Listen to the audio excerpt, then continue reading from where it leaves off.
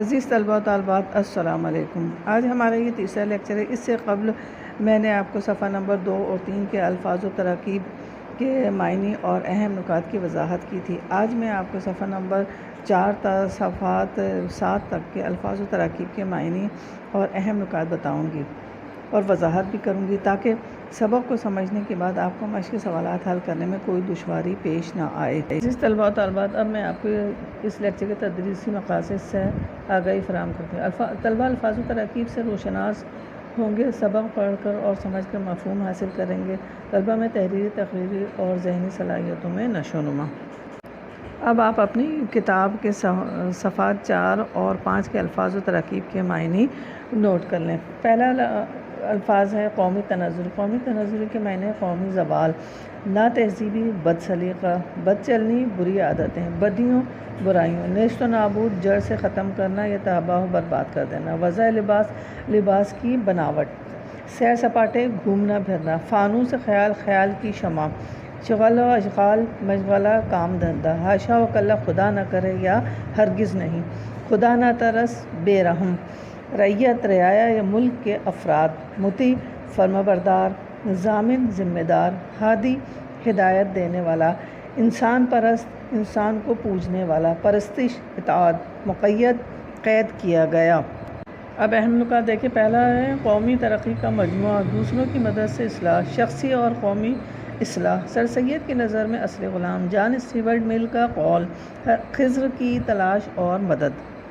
پہلا نکتہ دیکھیے، قوم کی ترقی کا مجموعہ۔ دراصل قومی ترقی کا مجموعہ 4 خوبیوں پر مشتمل ہے: ہر شخص کی محنت، شخصی عزت، شخصی ایمانداری اور شخصی ہمدردی۔ یہ خوبیاں قوم کے ہر شخص میں موجود ہوں تو قوم لازم و ملزوم ترقی کرتی ہے۔ اس کے برعکس اسی طرح شخصی بے عزتی، شخصی بے ایمانی، شخصی خود غرضی اور شخصی برائیاں، بد تہذیبی اور بد چلنی، جو اخلاقی و تمدنی یا باہمی معاشرت کی برائیوں میں شمار ہوتی ہے۔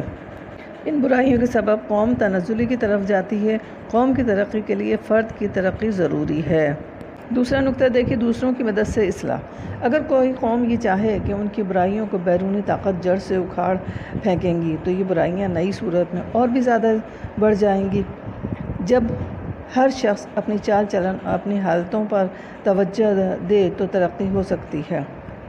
تیسرا نکتہ دیکھیے، شخصی اور قومی اصلاح۔ اس سے متعلق سر سید احمد خان نے اپنے ہم وطنوں کو مخاطب کیا اور کہا کہ اے وطن کے لوگو، تم ذرا غور کرو کہ تمہاری شخصی زندگی کا چال چلن کس طرح عمدہ ہو تاکہ تم بھی ایک معزز قوم ہو۔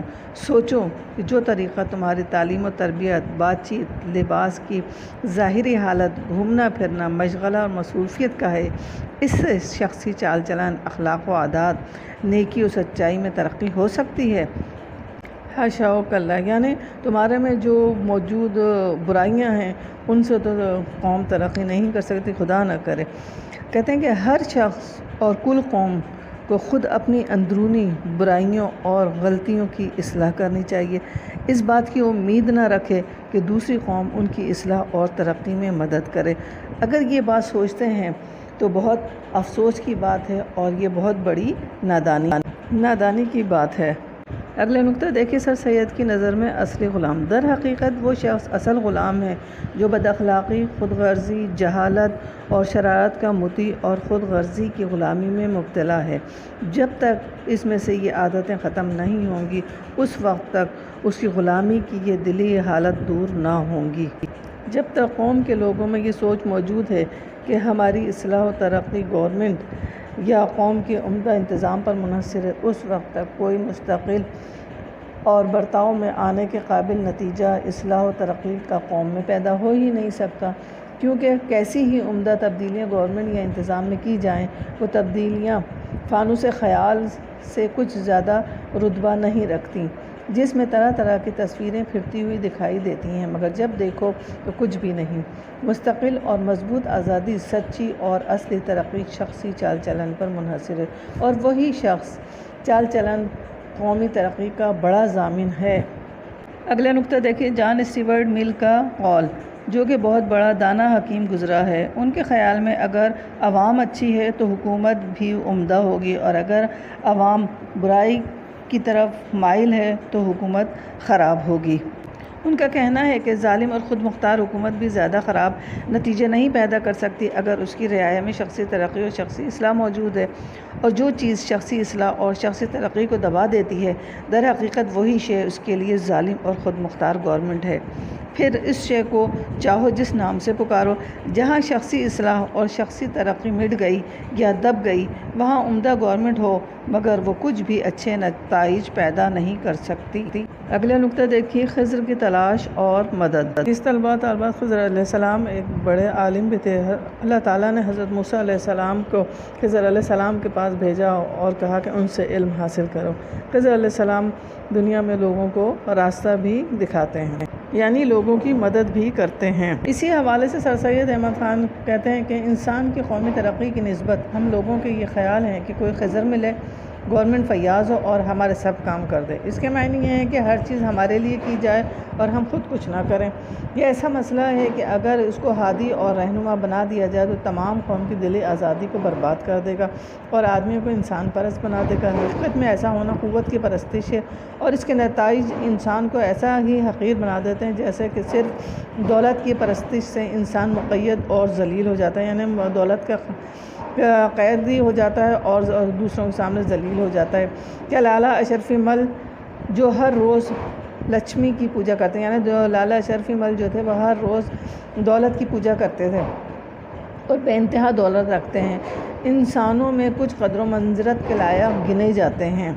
اگر اس طرح کا کوئی رہنما ملے تو تمام قوم کی دلی آزادی برباد ہو جائے گی اور آدمی انسان پرست ہو جائے گا، اور ایسا ہونا قوت یعنی طاقت کی پوجا ہے اور اس کے نتائج انسان کو حقیر بنا دیتے ہیں۔ اسی لیے سر سید احمد خان قوم کی توجہ اس طرف دلاتے ہوئے کہتے ہیں کہ بڑا سچا مسئلہ اور بہت زیادہ پائیدار ہے کہ جس سے دنیا کی معزز قوموں نے عزت پائی، اپنی مدد آپ کرنا ہے۔ جو لوگ اپنی مدد آپ پر یقین رکھتے ہیں انہیں کسی خضر کو ڈھونڈنے کی ضرورت نہیں پڑے گی، کیونکہ اوروں پر بھروسہ کرنے اور اپنی مدد آپ، یہ دونوں اصول ایک دوسرے کے بالکل مخالف ہیں۔ پچھلا انسان کی بدیوں کو برباد کرتا ہے اور پہلا خود انسان کو۔ عزیز طلبہ طالبات، صفحات 4 اور 5 کے الفاظ و تراکیب کے معنی اور اہم نکات کی وضاحت میں نے کر، امید ہے کہ آپ نے اچھی طرح ذہن نشین کر لیا ہوگا۔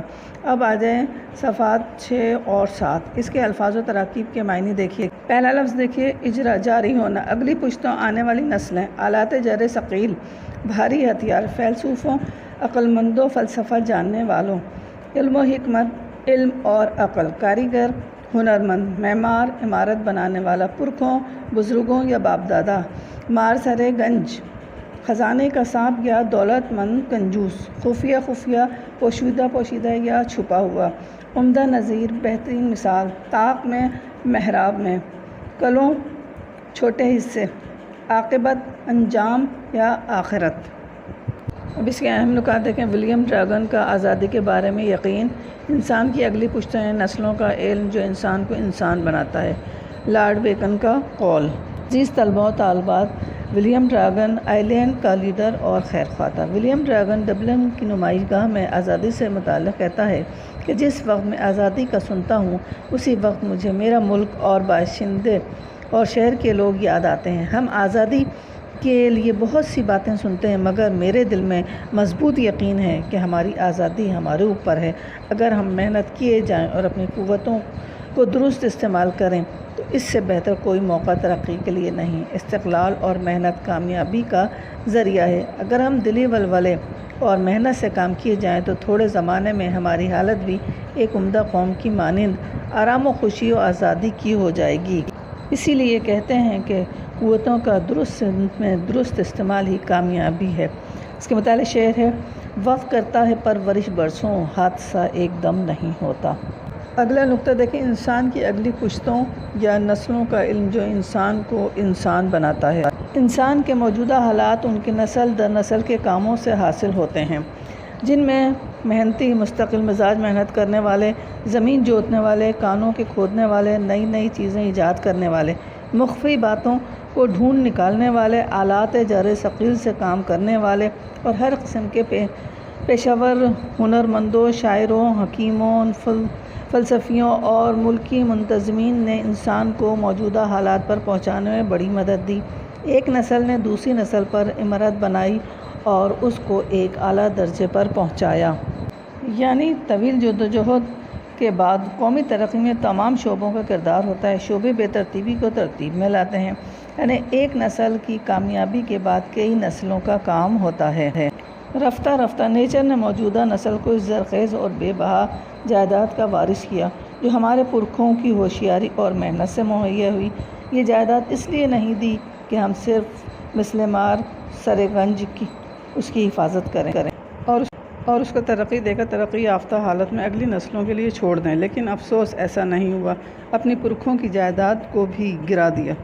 ایک نہایت عاجز و مسکین غریب آدمی جو اپنے ساتھیوں کو محنت اور پرہیزگاری اور بے لگاؤ ایمانداری کی نظیر دکھاتا ہے، اس شخص کا اس زمانے میں اور آئندہ زمانے میں اس کے ملک، اس کی قوم کی بھلائی پر بہت بڑا اثر پیدا ہوتا ہے، کیونکہ اس کی زندگی کا طریقہ اور چال چلن کو معلوم نہیں ہوتا، مگر اور شخصوں کی زندگی میں خفیہ خفیہ پھیل جاتا ہے اور آئندہ نسل کے لیے ایک نظیر بن جاتا ہے۔ ہر روز کے تجربے سے یہ بات معلوم ہوتی ہے کہ شخصی چال چلن ہی میں یہ قوت ہے کہ دوسرے کی زندگی، برتاؤ اور چال چلن پر قوی اثر پیدا کرتا ہے، یعنی طاقتور اثر پیدا کرتا ہے، اور حقیقت میں یہی ایک عمدہ تعلیم ہے، یعنی یہ ایک عمدہ عملی تعلیم ہے۔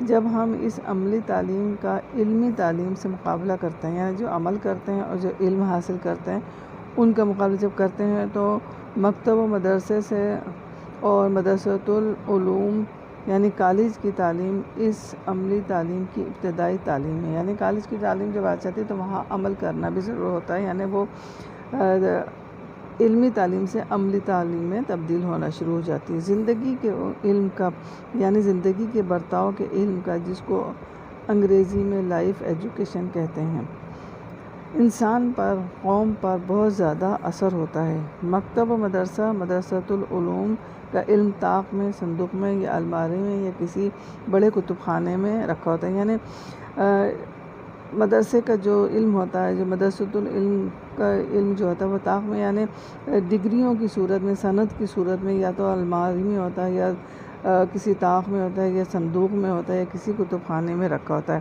مگر زندگی کے برتاؤ کا علم ہر وقت دوست سے ملنے میں، گھر کے رہنے سہنے میں، شہر کی گلیوں میں، صرافہ کی دکان میں، ہل جوتنے میں، کپڑا بننے کارخانے میں، یعنی ہر چھوٹی چھوٹی جگہوں پہ، بڑی بڑی جگہوں پہ کلوں سے کام کر کے کارخانے میں اپنے ساتھ ہوتا ہے، یعنی چھوٹے چھوٹے حصوں میں جو کام کرتا ہے اور پھر وہ بڑے بڑے کارخانوں میں اس کے ساتھ ہوتا ہے، پھر بے سکھائے بے شاگرد بنائے لوگوں میں صرف اس کے برتاؤ سے پھیلایا جاتا ہے۔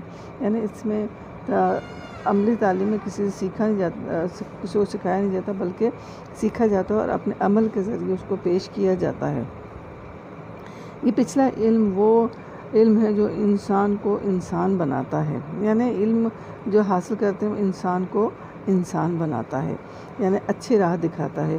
اسی علم سے عمل، چال چلن، تعلیم نفسی یعنی نفس کی تعلیم، نفس کشی یعنی برداشت کرنے کی عادت، اپنے نفس کو مارنے کی عادت، شخصی خوبی، انسان کی اپنی ذاتی خوبی، قومی مضبوطی، اور یہ سب، اور اس کی وجہ سے قومی مضبوطی ہوتی ہے اور قومی عزت حاصل ہوتی ہے۔ یعنی جب ایک شخص اپنی ان تمام باتوں پر توجہ دیتا ہے تو اس سے قوم مضبوط ہوتی ہے اور قوم کو عزت حاصل ہوتی ہے۔ یہی علم وہ علم ہے کہ جو انسان کو اپنے فرائض ادا کرنے اور دوسروں کے حقوق محفوظ رکھنے اور زندگی کاروبار کرنے اور اپنی عاقبت کے سنوارنے کے لائق بنا دیتا ہے۔ یعنی یہ علم ہی وہ ہوتا ہے جب آپ عمل کرتے ہیں تو اپنے آپ کو بھی سدھارتے ہیں اور دوسروں کے حقوق کو بھی محفوظ کرتے ہیں، دوسرے کے حقوق کو پہچانتے بھی ہیں اور زندگی کے کاروبار کرنے میں اور اپنی آخری اخروی زندگی کو بھی خوبصورت بنانے کے لائق بنا دیتا ہے۔